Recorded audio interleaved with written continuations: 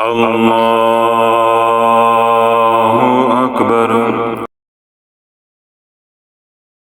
तो अल्लाह वालों, ये तो मैं इमाम मेहदी अलैहिस्सलाम की बात कर रहा हूँ, जब उनके वजूद की बरक़ात होंगी उससे दीन तो ज़िंदा होगा, उसकी अशात होगी, लेकिन क़ुलूब आपस में मिलेंगे नहीं।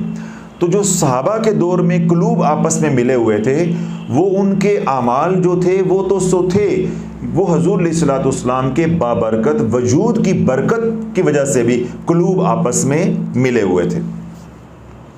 अब जूं हम हजूर के ज़ाहरी ज़माने से दूर होते जा रहे हैं, जिसका मैंने कहा कि हम 15वीं सदी के मुसलमान हैं, तो क्या हो रहा है कि हम उस नूरी दौर से या ज़माने से, नौरानियत से भरे ज़माने से दूर होते जा रहे हैं। तो दीन से भी, आमाल वाली ज़िंदगी से भी निकलते जा रहे हैं। तो जब आमाल वाली ज़िंदगी से निकलते जा रहे हैं तो क्या है, हमारे दिलों के अंदर कुदूरतें हैं, नफ़रतें हैं, बुग़्ज़ हैं, हसद है।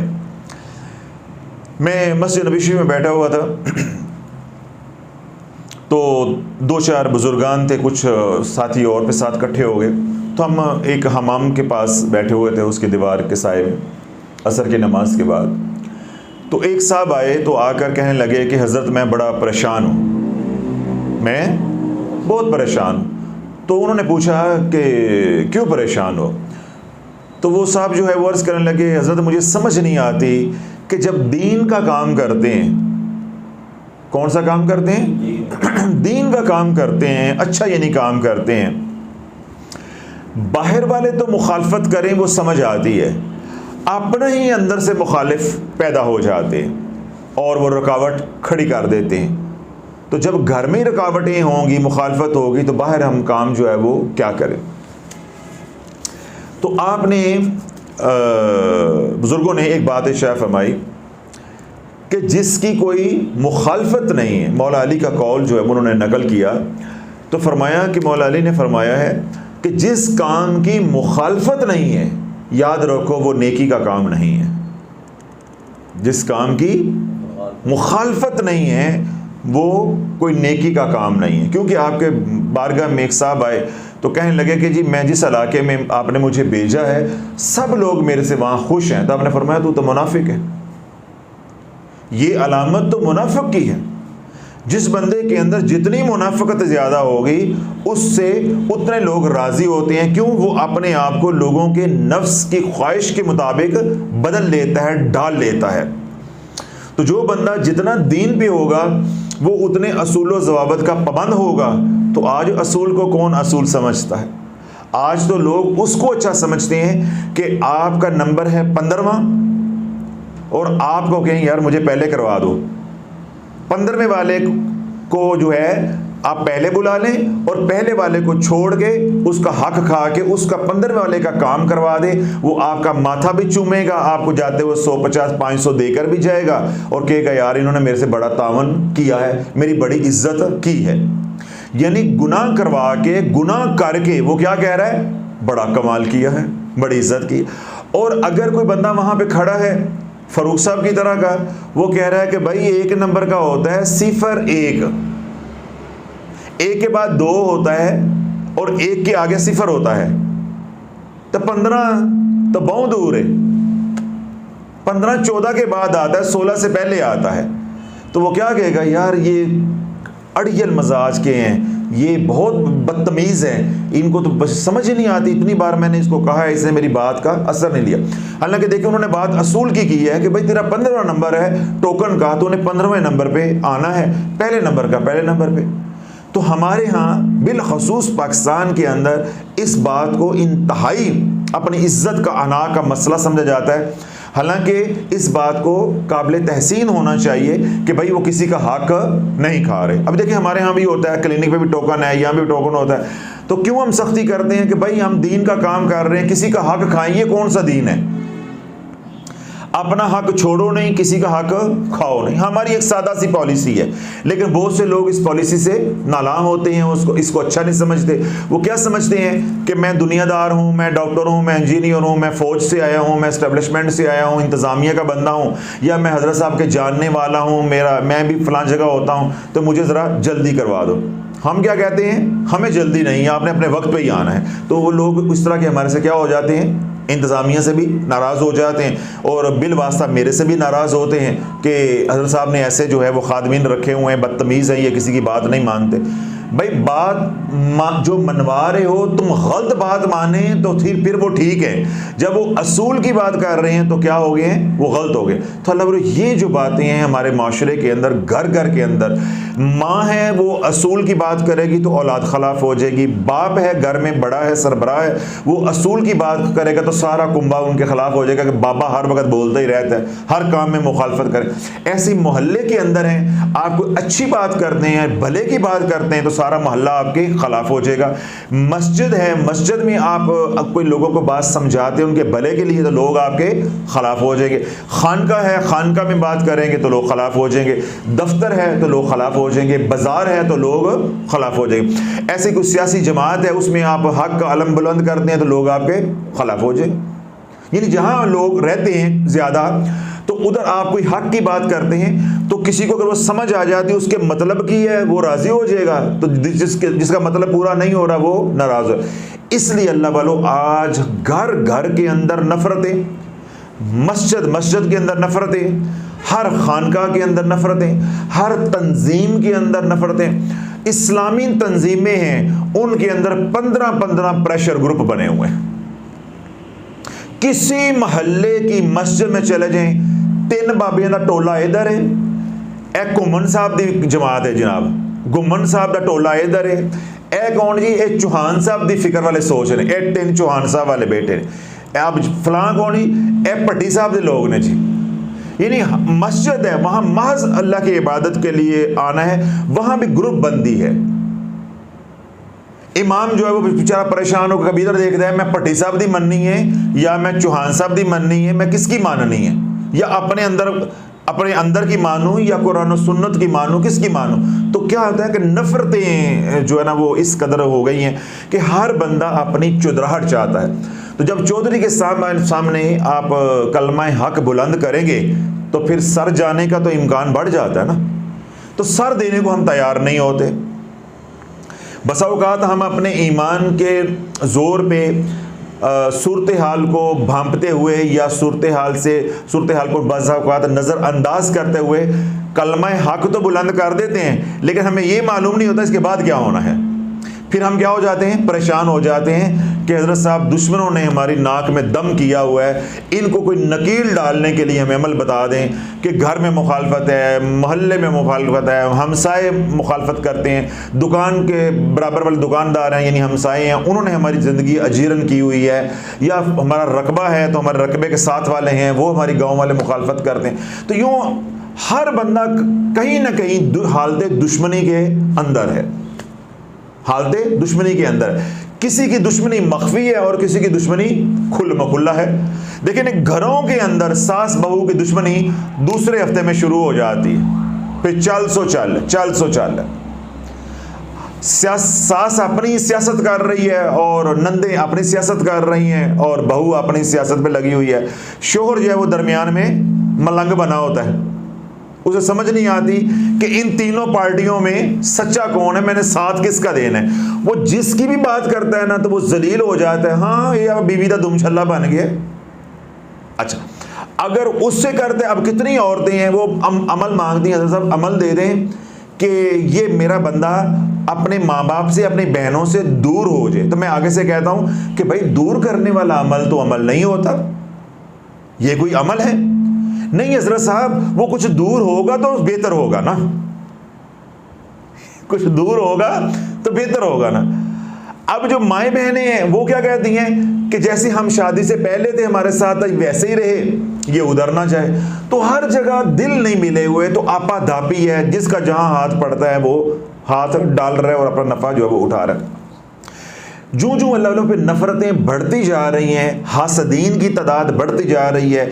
अब जो हासदीन हैं वो हसद में मरते हैं, फिर बाद में वही खुली दुश्मनियों में बदल जाता है।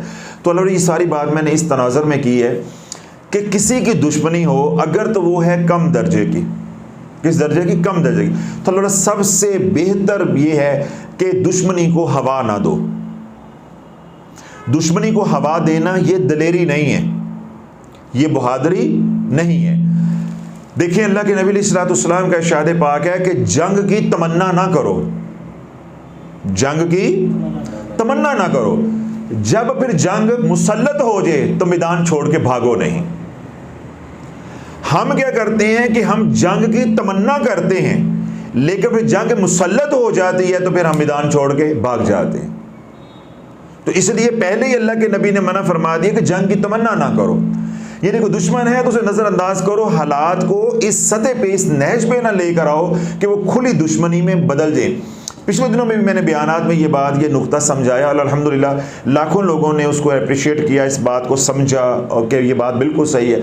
अल्लाह दुश्मन की सबसे बड़ी मौत तेरी खामोशी के अंदर है कि उसको नज़रअंदाज करो, उसको नज़रअंदाज करो, वो अपनी मौत खुद ही मार जाएगा। अगर ये सारी बातें जो मैंने कही हैं हिफ्ज़े मा तक़द्दम, वो करने के बावजूद भी अल्लाह ना करे हमसाए में, घर के आसपास, अपना दुकान में के आसपास जो हमसाए हैं वो है, बाज़ार के अंदर रकबा है तो अपने देहात के अंदर, या कहीं पे भी दफ्तर में, अल्लाह ना करे किसी के साथ दुश्मनी वाला मामला पड़ गया है, या वो लोग दुश्मनी ज़ाहरी भी है और दुश्मनी मख्फी भी है, यानी जादू करने से बाज नहीं आते और आपको कवी यकीन है कि ये जादू करते हैं, आपको इत्मीनान है, तो या आपका घर ख़राब करते हैं, लगाई बुझाई करते हैं, उसकी वजह से आपके घर का निज़ाम ख़राब हो रहा है, कारोबार जो वो ख़राब हो रहा है, तो जब आपको यकीन हो जाए कि अब मेरा किसी तरह गुजारा नहीं हो रहा, तो तब ये जलाली अमल कर रहा है। ये मैंने सारी एहतियात बता दी है। अब आप हाइपर हो के, एकदम मुश्तल हो के, ज़रा से भी किसी ने बात की तो ये अमल शुरू करेंगे तो अल्लाह की भी पकड़ आएगी, आपको नफ़े की बजाय नुकसान होगा। जब अल्लाह ना करे थोड़ी बहुत मुखालफत वाला मामला हो तो आप क्या करें, दरगुजर करें, और मैंने क्या कहा है कि नज़र अंदाज करें, सबसे बेहतर सलूक है। उन बयानात के अंदर भी मैंने ये बात समझाई थी कि अल्लाह जहाँ लाखों लोग हमारे हाथ चूमने वाले हैं, मोहब्बत करने वाले हैं, वहाँ सैकड़ों लोग हमें गालियाँ भी देते हैं, बुरा भला भी कहते हैं, लेकिन इसका मतलब ये नहीं है कि हम लोगों को जलाली अमल बताते हैं, अल्हम्दुलिल्लाह हम खुद उसके आमिल हैं, तो अब हम उनको मारने या सज़ा देने के लिए ये अमल कर दें, अदालत लगा के बैठ जाएं। इसकी रब इजाज़त या शरीयत इजाज़त नहीं देती। जब आप मजबूर हो जाएं कि दुश्मन ने आपका जीना हराम कर दिया है, अब आपको अपने ईमान की या अपनी जान की पड़ गई है, लाले पड़ गए, खतरा है, तो फिर ये जलाली अमल करें, फिर अल्लाह की मदद आपके साथ शामिल हाल होगी और इंशाअल्लाह अल्लाह ऐसी आपके दुश्मन को नकील डालेगा कि बिल्कुल लंबी तान के अमल करके जो बताने जा रहा हूं, सो जो अल्लाह दुश्मन को ठिकाने लगा के दिखाएगा। शर्त, अब सारी बात मैंने समझाने का क्या मतलब है कि आप हक पे हैं, तब जलाली अमल करना है। अब अमल क्या है? मिसाल के तौर पे आपका एक दुश्मन है, उसका नाम है असलम, ठीक है, और उसने आपका घर तबाह कर रहा है। ये तबाह औरत है, ऐसा मर्द हैं वो बाहर औरतों में मुंह मारते हैं, बदकारा औरतों के साथ, तो उनका घर, जो घर में बापर्दा हमारी बहन है, उसका घर क्या हो रहा है? तबाह। तो ये वो हक पे है, ये हक पे है। अब ये औरत अमल करे, इसका शर्रन भी हुक्म है कि वो करे, इजाजत भी है, मैं भी कहूँगा करे। क्या है कि एक वो बंदा गुनाह से, जिना से बच जाएगा और एक खानदान उजड़ने से बच जाएगा।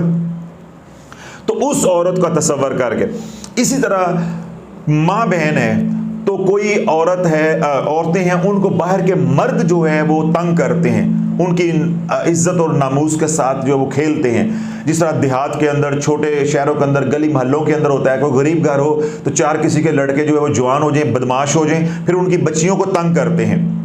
तो ऐसा कोई फासिक हो तो बेटियों की इज्जत बचाने के लिए, नामूस बचाने के लिए पहले तो मैंने क्या कहा, नज़रअंदाज करो, सब्र करो, और अगर जब बात हद से तजावुज़ कर जाए फिर ये अमल करना है। मिसाल के तौर पे वो बंदा है असलम, ठीक है, जो आपकी बेटियों को तंग करता है, औरतों को तंग करता है, या बहुतान लगाता है, या घर में लड़ाई बुझाई करता है, या उसके साथ आपकी दुश्मनी है देहात में, बाज़ार में, मोहल्ले में, उसका नाम क्या है? असलम। रात को सोने से पहले आपने उसका तसव्वुर करके 11 मरतबा सूरह तारक, 30वां पारा सूरह तारक पढ़नी है, बग़ैर दुरूद पाक के और बग़ैर बिस्मिल्लाह शरीफ के। 11 मरतबा आप सूरत तारक पढ़ेंगे, महज आप पढ़ेंगे आऊज़ु बिल्लाहि मिनश शैतानिर रजीम, आगे आप सूरत शुरू कर देंगे, मुकम्मल सूरत जो है पढ़ेंगे 11 बार। और जब पढ़ रहे हो तो असलम का तसव्वुर ऐसे होना चाहिए कि वो सामने आपके, जितना तसव्वुर जो है आपका कवी होगा उतना ही नतीजा फौरन मिलेगा। अब आपका तसव्वुर ही नहीं है तो वो नतीजा उस तरह नहीं मिलता। इस तरह अगर आपके पास उसकी कोई तस्वीर है तो तब वो तस्वीर आप सामने रख सकते हैं ताकि आपका तख़य्युल में उसका ख़याल जो है वो रहे, आपका तसव्वुर में वो रहे है। अब इसमें ये कोई रुकावट नहीं है कि वो बंदा जो दुश्मनी ले रहा था या दुश्मन है, यानी जिसका नाम हमने असलम कहा है, वो यहाँ रहता है या कलकत्ते रहता है, फासलों का कोई मसला नहीं है, ये मैटर नहीं करता रूहानियत के अंदर। ये कोई अमेरिका रहता है, यूरोप रहता है, कलकत्ता रहता है, अफगानिस्तान में रहता है, कहीं भी रहता है, कोई परेशानी के बाहर नहीं, आप उसका तसव्वुर होना चाहिए। ठीक है। बाज़ लोग जो मैंने अमल बताया पहले भी दुश्मनी का, उनको दुश्मनों के नामों का भी पता नहीं है। तो मैंने ये बातें आज इसलिए समझाई हैं कि लवल, जब तुझे दुश्मन के नाम का पता नहीं है तो तू कौन से वजीफे कर रहा है पागलपन है। तू रज्जत का शिकार हो जाएगा, यही अमल तेरे पे पलटेगा, तेरी जिंदगी तबाह हो जाएगी। तो किसी को कत्ल करने के लिए चला है तो खुद कत्ल हो जाएगा, तो क्या कमाएगा तू? जब तुझे दुश्मन के नाम का नहीं पता तो तेरा इस मतलब वो तेरा दुश्मन नहीं है। किसी के साथ दुश्मनी हो, लगती फपती हो, आपका घर तबाह कर रहा है, आपका कारोबार तबाह कर रहा है, आपके ईमान के साथ खेल रहा है, नामूस के साथ खेल रहा है, तो कभी होता है कि उसके नाम का ना पता हो? कभी होता है? तो क्या है कि हमें साहब नाम का नहीं पता।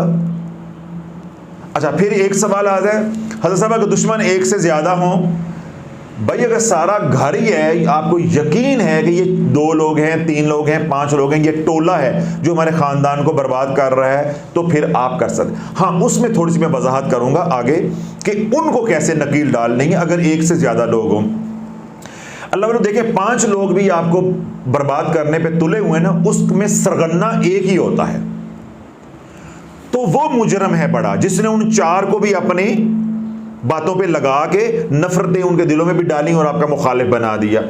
अब ये नहीं करेंगे कि एक ही लाठी के साथ सबको जो है लम्हा डाल देंगे, एक ही लाठी के साथ हाँकना नहीं है, ये तरीका गलत हो जाता है। इससे फिर जलाली अमल का नुकसान भी आपको हो सकता है। वो बंदा देखें जो उन 5 में से आपका सबसे ज्यादा मुखालिफ है, जिसने उन 4 को भी अपने साथ जोड़ा हुआ है, असल है अब आपका वो दुश्मन। अब उसके लिए क्या करेंगे? सूरह तारक 11 मरतबा रोजाना पढ़ेंगे, बगैर दुरूद पाक के, बगैर बिस्मिल्लाह शरीफ के, महज आऊज़ु बिल्लाहि मिनश शैतानिर रजीम और सूरह तारक पढ़ के उस बंदे का तसव्वुर करके फूंक मारते हैं कि इसका नाम हमने रखा है असलम है। ठीक है। अब ये जो किसी का दुश्मन मसलन है ही असलम है, एक ही बंदा है, तो उसका तो ये अमल मुकम्मल हो गया। और ये अमल उस वक्त तक करते रहना है जब तक दुश्मन दुश्मनी से बाज ना आ जाए या उसको कोई सजा ना मिल जाए, सजा ना मिल जाए।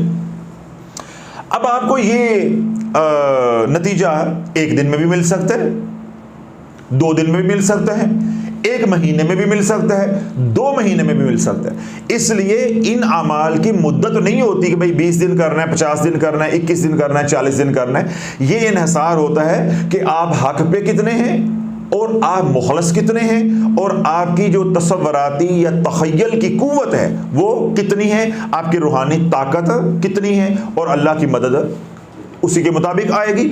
आपको 1 रात में भी कामयाबी मिल सकती है और 1 साल में भी कामयाबी मिल सकती है। ये आपका मामला है और अल्लाह का मामला है। लेकिन अमल एक बार शुरू कर लिया तो अपने मकसद के हसूल तक उसको जारी रखना है, एक बात। दूसरी बात यह है कि मिसाल के तौर पे आप कहते हैं जी मेरे दुश्मन 1 से ज़्यादा हैं, 1 से ज़्यादा है। अब मैंने अभी आप थोड़ी देर पहले ये बात कही थी कि इनको डील करने का तरीका मुख्तलिफ होगा। जिस तरह मैंने ये बात कही कि ये हो ही नहीं सकता कि 5 ही बराबर आपके दुश्मन हो। उनमें कोई एक आपका दुश्मन बना, उसने दूसरों के कान भर भर के ब्रेन वॉशिंग कर कर के बाकी 4 को भी अपने साथ लगाया, अब वो टोला बन गया 5 का। तो अब आप पढ़ेंगे कि या अल्लाह इस सूरह मुबारक यानी सूरह तारक की बरकत से मेरे दुश्मनों के अंदर फूट डाल दे। अब आप फूट की नीयत से पढ़ेंगे, उसका फायदा क्या होगा कि वो आपस में लड़ के मर जाएंगे, आप बच जाओगे। आपको किसी को मारने की जरूरत ही नहीं है। अकेला हो, उसमें से अगर आप चुन लेते हैं कि असलम ये सारा कुछ कर रहा है, उसने इन चारों को मेरे साथ खिलाफ खड़ा किया हुआ है, तो फिर तो सजा हम देंगे असलम को। और अगर आप कहते हैं जी नहीं पंजे दे पंजे ही कोजे ने, तो फिर हम उसका आसान तरीका होता है बजाय कि 5 बंदों को मारने की नीयत से पड़े, अल्लाह न करे उन 5 में से कोई एक जो है वो उनकी बातों में आया हुआ है, वो बराह रास्त जिम्मेदार नहीं है, वो क्या हो गया, मासूम हो गया। जब उस पे आप जलाली अमल करेंगे तो वो अमल आप पे लौटेगा, तो आप रंजत का शिकार हो जाएंगे, आपकी जिंदगी बर्बाद हो जाएगी। ठीक है, तो उसका आसान हल अमलियात की दुनिया में ये होता है कि आप उनके दरमियान में फूट डाल दें, उनकी दोस्तियां खत्म हो जाए। अच्छा, इसी तरह एक औरत हमारी बहन है, वो अपने मियाँ की बदकिरदारी की वजह से परेशान है। मैं उनको भी ये मशवरा दूंगा कि हलाकत का अमल जो मैं बता रहा हूं, दुश्मन से छुटकारे जो अमल बता रहा हूं, उससे बेहतर है कि एकदम उस नहज पे ना चले जाएं कि जहां आगे जाके कुछ रह नहीं जाता। खुदा ना खास्ता आप गलत हुए तो आपका नुकसान हो जाएगा, दूसरा बंदा हक पे हुआ, आप किसी सुनी सुनाई बात पे ये अमल कर रहे हैं। तो मैं अपनी माँ बहनों को ये समझाऊंगा जो बेचारी घर में मर रही हैं कि वो उनके घर उजड़ रहे हैं, तो वो जिस औरत के साथ आपके खामन के ताल्लुकात हैं, पहला हरबा ये आजमाएं, अल्लाह से ये दुआ मांगे रोज़ाना 11 मरतबा सूरह तारक बगैर बिस्मिल्लाह शरीफ के, बगैर दुरूद पाक के पढ़ के अल्लाह से दुआ करें कि या अल्लाह मेरे खामद और उस औरत के अंदर नफरत डाल दे। पहले ये काम करें, और अगर फिर भी बाज नहीं आता तो फिर सजा दे, फिर सजा दे। अब देखिए इसमें क्या होगा, जो मैंने आपको हिकमत बताई है। अब औरत है, वो अमल करती है कि मेरा मियाँ फलां औरत के साथ, असलम रजिया के साथ उसके नाजायज तल्लुकात हैं, ठीक है। अब जरूरी तो नहीं है कि रजिया का कसूर है, ये भी तो हो सकता है ना कि मियाँ तेरे का कसूर हो, ये रजिया के पास गया हो, और ये भी मुमकिन है कि दोनों का 50-50 कसूर हो।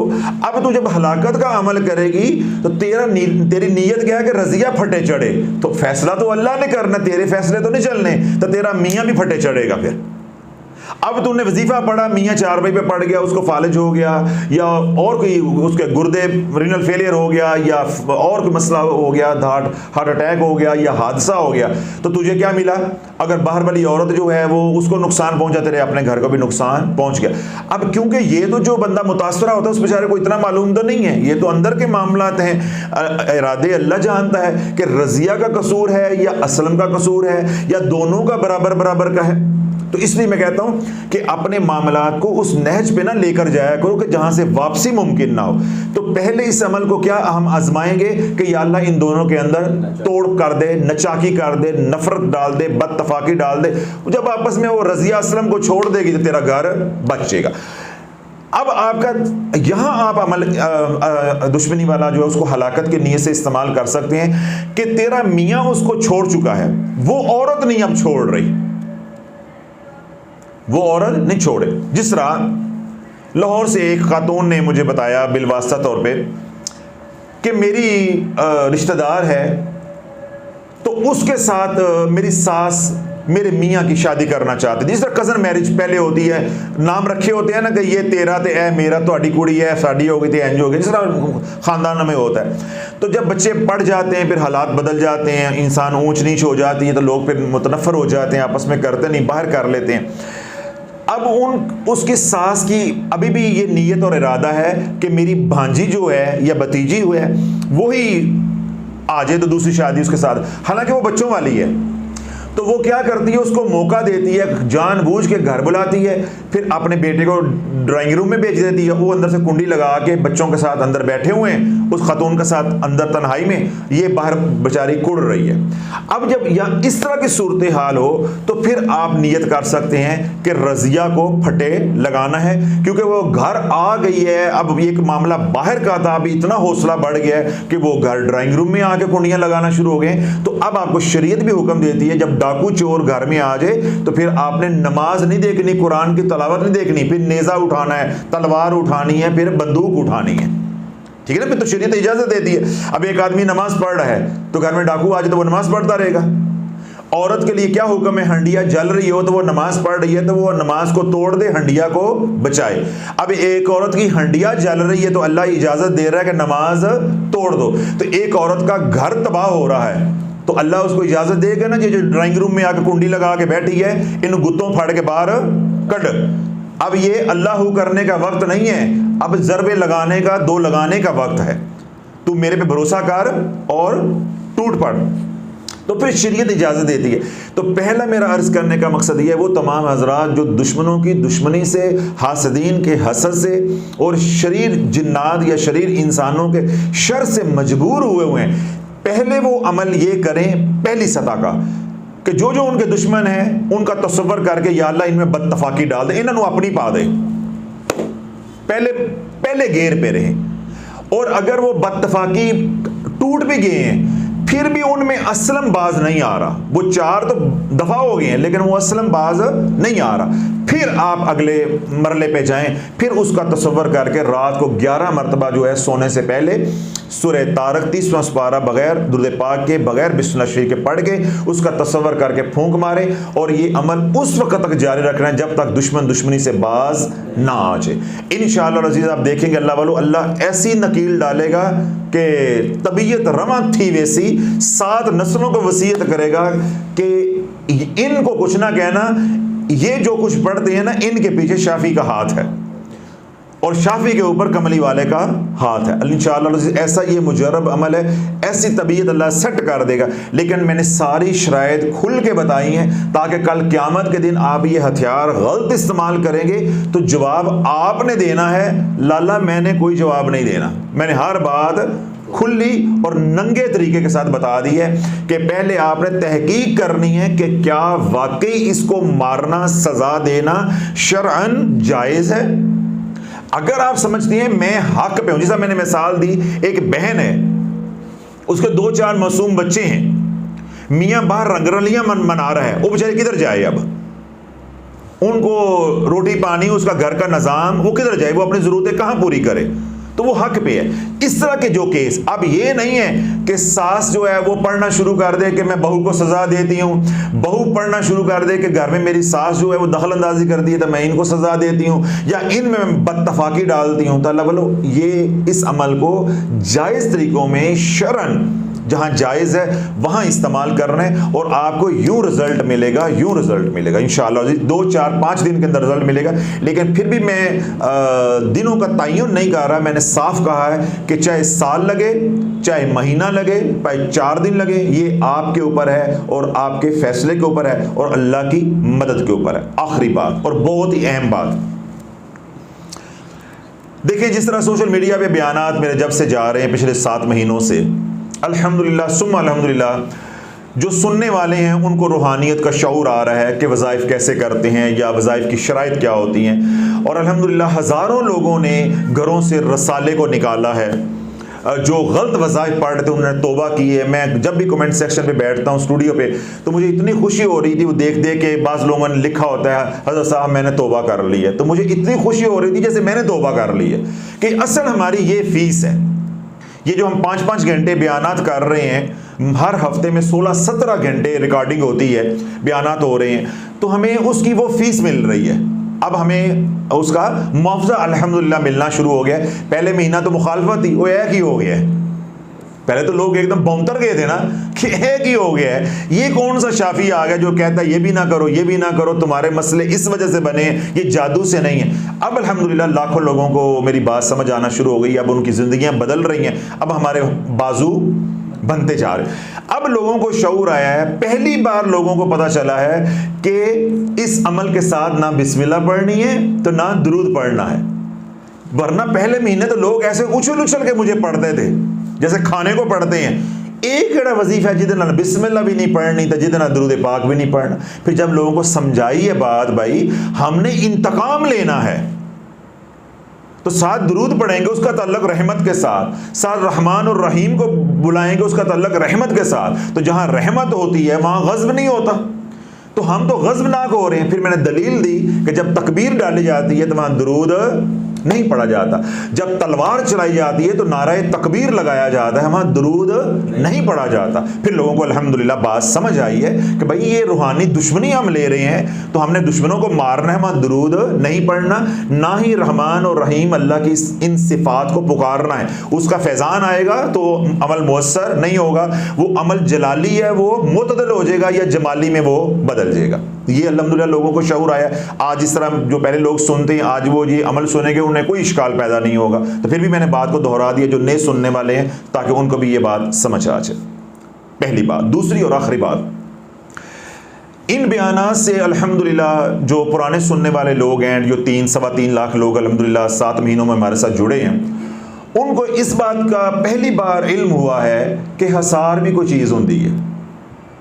उन बेचारों को टगे पीर ते अन्ने मुरीद जिथे मर्जी बेचारों लै गए अल्लाह दियां गावां लै के फिरंदे ने, ये पढ़ो तो ये हो जाएगा, ये पढ़ो तो ये हो जाएगा, या कहारो पानी के अंदर पानी के अंदर पाँव डाल के पढ़ो तो रातों एक रात में फैसले कराओ, या कहारो।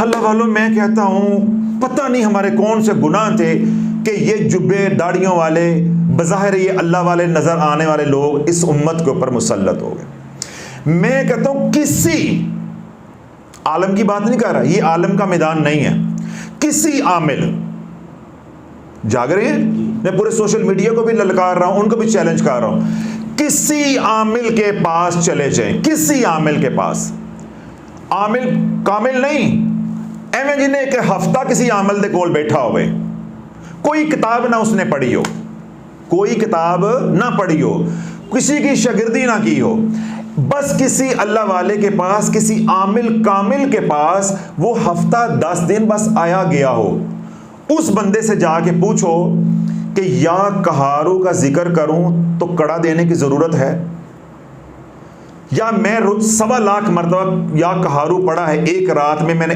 10,000 पढ़ा या 5,000 पढ़ा नियत करके मेरा काम हो गया या काम होने की नीयत से पढ़ा, तो वो थर थर आमिल कांप जाएगा, दीवारों को टकरे मारेगा।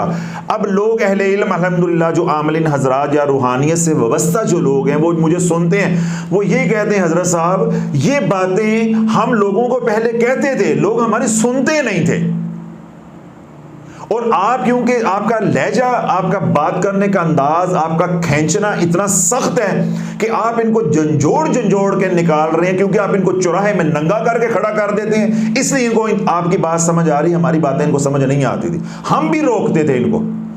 अल्लाह वालों, या कहारो हमने 7 साल या मुमीतू पढ़ा है, सानू सबक देंदे हो आगे हैं, ये लॉलीपॉप ये काके उनको दो जिन्होंने ये काम नहीं, ये जो किताबी पीर हैं या रसाली पीर हैं उनको जाके ये लुकमे दो, या ये काके उनको जाके दो। अल्लाह के तमाम नामों में सबसे ज्यादा जिसके अंदर कहर है, जलाल है, वो है या मुमीतो। हमने 7 साल पढ़ा है और अरबों की तादाद में पढ़ा है, लाख करोड़ वाली तो गाली कोई नहीं होते, वो वटते पे आओ पे आए, पूरी दुनिया में पढ़वाया है 7 साल। और अल्लाह के नाम सिफाती 99 में मैंने क्या बताया, सबसे जलाली नाम है। 7 बार आप आमिल बनेंगे, 7 बार या मुमीतू पढ़ के किसी पे फूंक मार दो बंदा मर जाता है, आप आमिल हो तो हमने वो पढ़ा है, तो हमें कोई आके समझाएगा कि या कहारू के ये पढ़ी दे, मेरे पीर ने ये दसिया। अल्लाह वालों, बात पीर की नहीं होती, हर बंदे की अकीदत होती है। तो हमारा क्या, हम सीखना नहीं चाहते, हम अकीदत को दरमियान में ले आते हैं। तो हमारी अकीदत जो है मोहब्बत पे क्या होती है, दिमाग के दरीचे जो है अकल के दरीचे बंद कर देती है, समझ नहीं आती। बंदा कहता नहीं ये हजरत साहब हमारे पीर के बारे में कह रहे हैं, भाई तेरे मेरे पीर की दीवार सांझी है या कुल्ली सांझी है, मेरा तेरे पीर के साथ क्या ताल्लुक है। मेरा पीर तो कमली वाला है, और मैं सारे ज़माने को अपने पीर के बारे में नहीं बताता, मैं कहता हूँ मेरा पीर कमली वाला है, तुम्हारा पीर भी कमली वाला है। हजूर के साथ ताल्लुक मजबूत करो, मेरे साथ भी नहीं ताल्लुक बनाओ, मेरे शेख के साथ भी नहीं बनाओ, हजूर के साथ ताल्लुक बनाओ, जहां कोई धोखा नहीं होगा। समझ आ गई। तो जब लोग समझना नहीं चाहते तो क्या समझते, हजरत साहब कह रहे हैं रसाला साढ़े पीर का छपदा है, हजरत साहब कह रहे हैं 5 सूरता या मदनी सूरता तो फलां तंजीम का है। भाई मैं कह रहा हूं असूल की बात, तो किसी आमिल ने, आमिल भी नहीं, उसको आमिल तो नहीं आप कह सकते जिसने 10 दिन जो है किसी कामिल के पास लगाए हों, उसे आमिल तो नहीं आप कहेंगे। लेकिन मैं दावे के साथ कह रहा हूं कि जिस बंदे ने 10 दिन भी किसी आमिल की सोबत उठाई हो, उसको जाके पूछो कि या कहारू हसार के बगैर पढ़ा जा सकता है? फलां बंदा जो है इतनी तादाद में सारी दुनिया को या कहारू पढ़ा रहा है, तो वो कानों को हाथ लगाएगा और खुदा का वास्ता बच जाओ, खुदा का वास्ता बच जाओ, इन फ्राडियों से बच जाओ, ये तेरी नस्लों को तबाह कर देंगे। तेरा एक बार या कहारू पढ़ने से काम बन जाएगा, जो तूने बखेरा डाल दिया तेरी नस्लों से भी समेटा नहीं जाएगा, तेरी नस्लों से भी समेटा नहीं जाएगा। अल्लाह के जो जलाली नाम है या वो सूरह मुबारक जो जलाली है, जब तक अल्लाह वालों कड़ा नहीं है, हसार नहीं है, कोई आमिल चिल्ला नहीं कर सकता, हम लोग आमिल नहीं कर सकते, तो अवाम कोई शराइत ही कोई नहीं। तो ये बातें मैंने सारी इसलिए कही हैं जो आज पहली बार सुन रहे हैं उनके मालूम हो जाए। अल्लाह वालों सूरह तारिक हसार के बगैर कभी नहीं पढ़नी, पहले अपना हसार करोगे फिर 11 बार पढ़ोगे। अब हसार कैसे करना है? आरजू चैनल पे जाएं, वहां खिजरी अमल की वीडियो को देखें कि हसार क्या होता है, खिजरी अमल क्या है, उसमें कौन कौन से अस्कार है। वो 5-7 मिनट का अमल है, पहले वो पढ़ के अपना और अपने ख़ानदान का, अपने कारोबार का हसार करें। हसार करने के बाद फिर अपने दुश्मन का तसव्वुर करके 11 मरतबा सूरह तारक बगैर बिस्मिल्लाह शरीफ के, बगैर दुरूद पाक के पढ़ें। अब अल्लाह वालों ये मुकम्मल तरीका है। अल्हम्दुलिल्लाह जो आमिल दुनिया भर में ये मेरा बयान सुनेगा वो वही सलूट मारेगा कि मैंने महज अल्लाह की रज़ा के लिए सही रास्ता जो वो दिखाया है।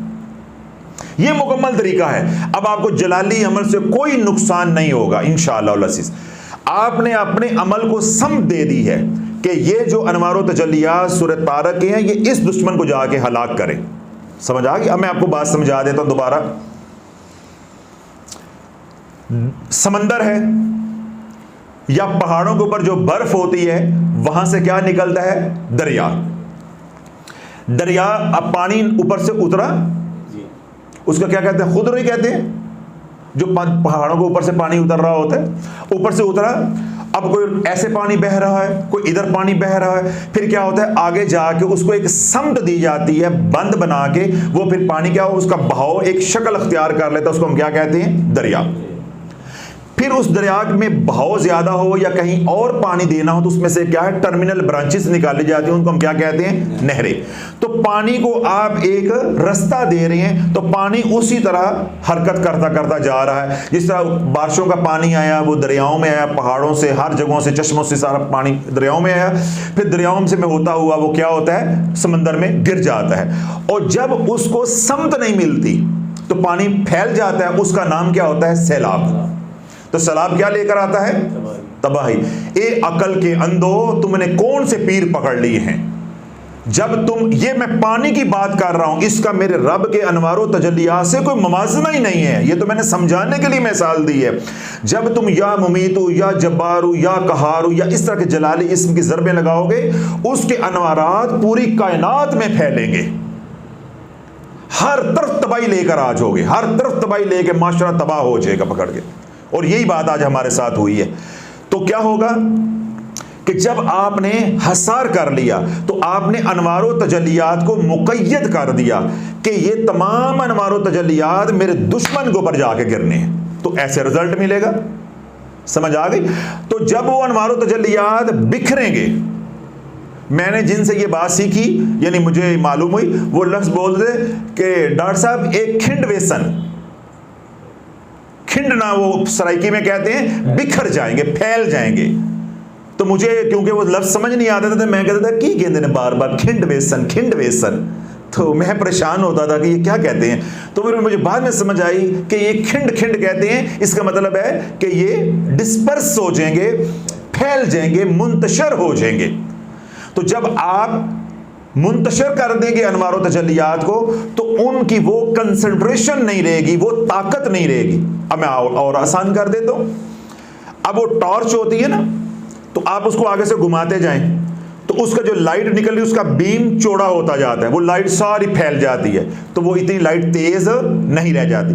अगर आप उसको यूं घुमाएं तो वो लाइट बिल्कुल पिन पॉइंट हो जाती है, तो वो इतनी तेज हो जाती है कि अल्लाह ने किसी की आंख में लगाया जाए तो उसकी आंख का लेंस भी डैमेज हो जाए। जैसा लेजर की लाइट है वो दूर से 4 किलोमीटर से भी यूं यूं हिल रही हो तो नजर आता। अब हमने क्यों उस लाइट को क्या दे दी है? डायरेक्शन। और अगर आप उसका लेंस यूं खोल देंगे तो वो लाइट सारी फैल जाएगी, उससे किसी को नफा होगा?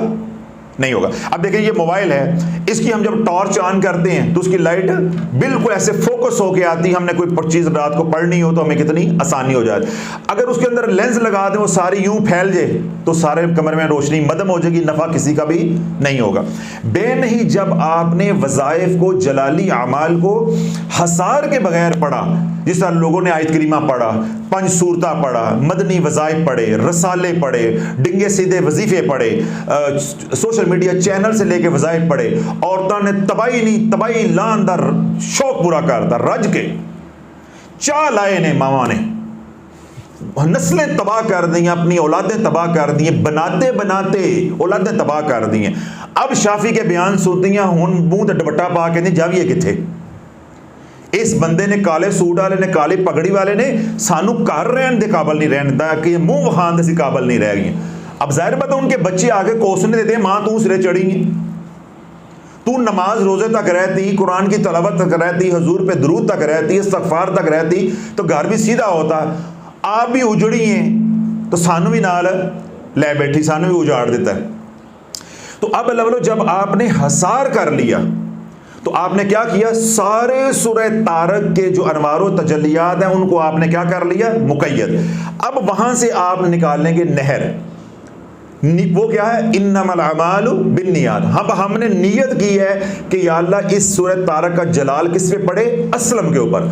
वो सारे का सारा जलाल जाके एकदम जब असलम पे पड़ेगा तो रातों रात रिजल्ट मिल जाएगा और आपका कोई नुकसान भी नहीं हो जाएगा। और उसके बाद आप सदका दें, सदका खैरात करके 2 रकात नमाज जो है वो शुक्राना अदा करें और अल्लाह पाक से दुआ करें कि या अल्लाह ये जो मैंने अमल किया है, या अल्लाह इससे मुझे जो फतह मिली है, या अल्लाह मैं उसका भी शुक्र अदा करता हूँ। और दूसरा ये कि या अल्लाह इसके वो कोई असरात जो मैं नहीं जानता, इसके जो रजत के जो असरात हैं जो मैं नहीं जानता, या अल्लाह मुझे, मेरे कारोबार को, मेरे अहल वयाल को भी उससे महफूज फरमा। अल्लाह बोलो ये पूरा मुकम्मल तरीका है। उसके बाद गाहे बगाहे 2, 3, 4 महीने सूरत तारक अमल करने के बाद या कोई भी जलाली अमल कर रहे हैं उसके बाद सदका देते रहे। 3, 4, 5, 6 महीने लगेंगे उसके असरात ख़त्म होते हुए। जो जलाल के असरात हैं, जिस जहाँ सूरत तारक पढ़ी जाएगी या कहारू पढ़ा जाएगा, आयत करीमा पढ़ा जाएगा, तो साड़ियाँ मामा लीलन दा सूट पा के, लीलन दा सूट पा के ते ए वाला अमामा शी वाला कपड़ा, ये हमारा कौन सा कपड़ा होता है? शिफून दा। लीलन दा सूट ते शिफून दा दुपट्टा लैके ते 2 कड़े सोने दे पा के बड़े बड़े ए पा के, ए की है जी आज माएँ तैयार ऐसी होती हैं ना हमारी, वो तो आगे होती हैं ना, बहुएं होती हैं, उनका तो अंदाज और होता है कि मैं माओं का बता रहा हूँ। लीलन दा सूट ते शिफून दा दुपट्टा ते हाथ च कड़े, ऐसा ते तस्बीह। असी आयत करीमा पढ़ान लगे, असी की करन लगे हैं? आयत करीमा पढ़ान लगे हैं। अब जनाब पूरा एहतमाम है, वो अगरबत्तियाँ लगी हैं, सफ़ेद चादरें लगी हैं, पता नहीं इन्हां च लपेट के भेजना है इन्होंने, वो लगी हैं जनाब। अब आयत करीमा पढ़ा जा रहा है। क्या है? कुड़ी नूं तलाक होने लगी, वो बचाना है। बंदे दा बाईपास ऑपरेशन है, वो बचाना है। मुंडा बाहर अंदर जाके जेल हो गया, बाहर के मुल्क में गया, वहां जेल होगी, उनको निकलवाना। इस तरह के मसाइल होते हैं, आयत करीमा पढ़ा जा रहा है। ना उस बेचारी को पता है हसार क्या है, ना उसको पता है आयत करीमा जलाली है, जमाली है, ये क्या है, या कितनी बार पढ़ना है, कैसे पढ़ना है। जो औरतें आई हैं, ना उस बेचारी पढ़ाने वाली मेज़बान को ये इल्म है कि ये नापाकी की हालत में आई हैं, इनका वजू भी है कि नहीं है। फिर ना उनका हसार है, ना उनका कोई तरीका बेचारी को मालूम है। जिस तरह वो है उसी तरह के ज़रा महल्ले को, इसी तरह मर्द हजरात का है, मस्जिदों में पढ़ रहे हैं, जहाँ भी पढ़ रहे हैं, बस सिगरेट पी के आके वो फेंक के आके आयत करीमा पढ़ने लग पे, फूड़ी के ऊपर आयत करीमा पढ़ना शुरू कर दिया। तो अब उसका क्या है? मैंने तफसील के साथ इसका कॉन्सेप्ट आपको क्लियर किया है। वो तमाम अनवार तजल्लियात फैलते जाएंगे, जहां तक वो जाएंगे वो क्या होगा? तबाही फैलती जाएगी, तबाही फैलती जाएगी। क्यों? जब वो अल्लाह के नाफरमानों के ऊपर गिरेंगे तो वो गज़ब के तौर पे गिरेंगे। तो कहाँ अल्लाह की नाफरमानी नहीं हो रही? हाँ, ये आयत करीमा सहाबा के दौर में पढ़ा जाता, बगैर हसार के पढ़ा जाता, कोई मसला नहीं था। ताबईन के दौर में पढ़ा जाता, बगैर हसार के पढ़ा जाता, कोई मसला नहीं था। तब ताबईन के दौर में पढ़ा जाता, बगैर हसार के पढ़ा जाता, कोई मसला नहीं था। हमारी कौन सी गली मोहल्ला घर है जिसमें अल्लाह की नाफरमानी नहीं हो रही, तो ये उनके ऊपर अजाब बन के पड़ेगा। तो क्या है, मोहल्ले के मोहल्ले, घर के घर तबाह हो रहे। अब मैं आपको आखिरी बात कहता हूं, जो सोशल मीडिया वाले, उनका भी कॉन्सेप्ट क्लियर हो जाए कि मैं जो चीखता हूं किस लिए चीखता हूं। या मुमीतों का जिक्र चल रहा था, मुझे एक घर से शिकायत आई कि जी हमने आपके खिलाफ पर्चा कटवाना है, जाग रहे हो। मैं कहता हूं कौन कौन सी बातें हम इन लोगों को बताएं कि हम किन किन रस्तों से गुजरे हैं, किन किन घाटियों से गुजरे हैं। मेरे पे पर्चा कटवाना है जी, किस बात पे कि आपके लोग, यानी हमारे सिलसिले की जो जमात है, हमारा हल्का है, जिस शहर का मैं नाम अब नहीं ले रहा कि सोशल मीडिया पे बात जानी है, कि जब आपके लोग अपने घर में जिक्र करते हैं या अल्लाह या मुमीतों का, तो हमारे घर में लड़ाइयाँ शुरू हो जाती हैं। तो आप या अल्लाह या मुमीतों का जिक्र करते हैं, आपने जिन पकड़े हुए हैं तो आप जिन छोड़ते हैं तो इलाके के अंदर लड़ाइयाँ शुरू हो जाती हैं। तो हमने आपके खिलाफ जो है पर्चा कटवाना है। तो खैर फिर वो मैंने उनकी सफाई की बड़ी अल्हम्दुलिल्लाह, छोटी छुरी के साथ ऐसे बिल्कुल साफ सुथरा अच्छे कसाई की तरह गोश्त बना के दिया कि उनको क़यामत तक अफाका रहेगा। तो कहने का मकसद है सच्चे वो भी थे, सच्चे वो भी थे। तो अल्लाह वालों, अब क्योंकि वो अल्लाह की नाफरमानी, घर में मौसीकी चल रही है, गाने चल रहे हैं, इधर या अल्लाह या मुमीतों की ज़रबे लगी, तो उनके ऊपर वो रहमत बन के अल्लाह का जिक्र नहीं गिर रहा, वो गज़ब बन के, जिस तरह शयातीन के ऊपर अल्लाह का जिक्र गज़ब बन के गिरता है। ए बदबख्तो, तुमने अपने मुरीदों को बर्बाद करके रख दिया, उन बेचारों को इतनी बात भी नहीं सिखाई कि अल्लाह का जिक्र नफा देगा मुत्तकी को। चाहे उसने कलमा पढ़ा हुआ है लेकिन मुत्तकी नहीं है, उसको अल्लाह के जिक्र से नफा नहीं होगा, उसको अस्तगफार का जो जिक्र है उससे नफा होगा, उसको दुरूद पाक से नफा होगा। इस तरह के जलाली अज़कार, एक बंदा जिना की हालत में है, सूद की हालत में है, जब वो ये जिक्र करेगा उसके ऊपर अनवारो तजल्लियात आएंगे, उसको दुनियावी नफा नहीं होगा, सवाब होगा। हम किसके लिए पढ़ रहे हैं? दुनिया के नफे के लिए, आखिरत के लिए तो पढ़ ही नहीं रहे। सहाबा तो पढ़ते थे आखिरत के लिए। हज़रत यूनुस अलैहिस्सलाम ने आयत करीमा पढ़ा तो दुनिया के लिए पढ़ा था, आखिरत के लिए। तो हमारी अपनी सोचें इतनी हकीर हैं, इतना हमें इल्म नहीं है कि हमें कहते हैं जी उन्होंने, ये तो इतनी मुबारक दुआ है, भाई उन्होंने पढ़ी किस काम के लिए थी? तो इससे दुनिया नहीं मिलेगी, दुनिया का नफा उससे होगा। जिस तरह शयातीन, अल्लाह का जिक्र होगा तो शयातीन मरेंगे, जलेंगे। बे नहीं, जिस इलाके के अंदर गुनाह बहुत ज्यादा है वहां आप जिक्र जलाली करोगे, उस इलाके को तुम्हारा जिक्र जलाली बर्बाद करके रख देगा, उनके ऊपर अल्लाह का जलाल गिरेगा। और अगर कोई इलाका, जगह ऐसी जहां सोमो सलात के लोग पाबंद हैं, मुत्तकी लोग हैं, वहां भी आप जलाली जिक्र करोगे तो उनको नफा ही नफा होगा। अब सारा कंसेप्ट साफ हो गया। अब जो थोड़े बहुत पीर नंगे होने को रह गए थे वो भी अल्हम्दुलिल्लाह आज अल्लाह ने बहाने से करवा दिए। तो ये मैंने सारा तसव्वुर जो है वो क्लियर कर दिया कि अल्लाह वालों, हम क्यों रोकते हैं कि हम इस वक्त गोडे गोडे नहीं, गिट्टे गिट्टे नहीं, यहां यहां तक नहीं, यहां तक, नाक नाक तक जो है वो गुनाहों में अटके हुए हैं, डूबे हुए हैं। अल्लाह वालों, इस हाल में अल्लाह के जलाल को जब दावत दोगे तो क्या होगा? इस हाल में तो इस्तग़फ़ार करो कि अल्लाह हमें इस दलदल से, गुनाहों की दलदल से जो निकाल दे। और दूसरा मैंने क्या समझाया कि कभी भी जिक्र जलाली है, चाहे अल्लाह का नाम है, चाहे कुरान की कोई आयत है, कोई सूरह मुबारक है, हसार के बगैर नहीं पढ़ जाती। तो जो या कहारू बगैर हसार के उम्मत को पढ़वा रहे हैं, नबी को जवाब उन्होंने देना है, हमने नहीं देना। हम उम्मत को तस्वीर दिखा रहे हैं, हम हक अदा कर रहे हैं मिंबर का कि भाई ये असल ये है।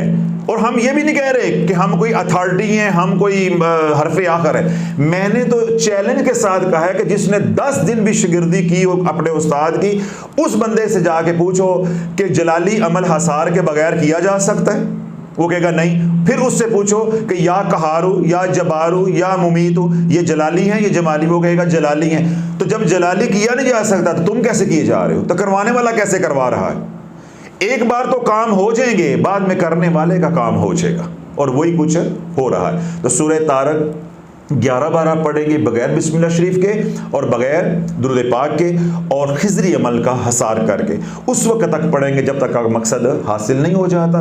अमल के दौरान भी सदका देते रहेंगे और अमल मुकम्मल हो जाता। जब अमल आपने बंद कर देना है कामयाबी के बाद, तो फिर क्या होगा, 4-5 महीने सूरह तारक के अमल का सदका देते रहेंगे ताकि उसके जो जलाली असरात हैं वो धीरे धीरे ख़त्म हो जाएं। अल्लाह मुझे भी समझ की तौफीक अता फरमाए। जो अवामुन्नास को मैंने नकात समझाएं, अल्लाह उनको भी समझ की तौफीक अता फरमाए। वो तमाम माएँ बहनें बुज़ुर्ग जो वज़ाइफ कर रहे हैं वो इन बातों को तन्हाई में सोचे और समझे और अपने रजू करें अपने असल की तरफ, ताकि जो शराइत हैं उनके साथ आमाल करें, वगरना आमाल से तौबा कर लें, दरूद और इस्तग़फ़ार की तरफ आ जाए। इंशाल्लाह ज़िंदगी जो है वो आसान हो जाएगी। आप हज़रात को भी इजाज़त है जो बाद में सोशल मीडिया पे सुने इस सूरह तारक के अमल की, उन्हें भी इजाज़त है।